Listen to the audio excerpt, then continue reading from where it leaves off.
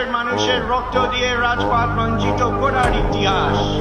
1952 সালে রক্ত দিয়েছি, 1954 সালে নির্বাচনে জয়লাভ করেও আমরা যুদ্ধনীতি বসতে পারি নাই।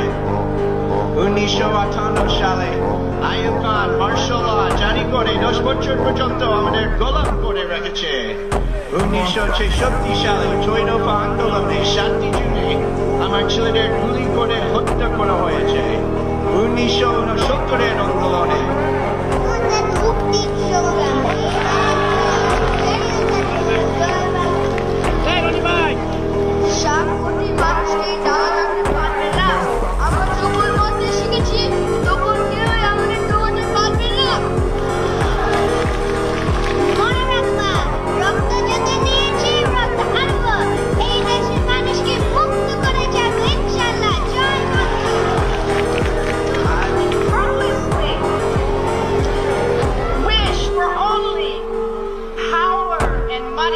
but to love and serve one another.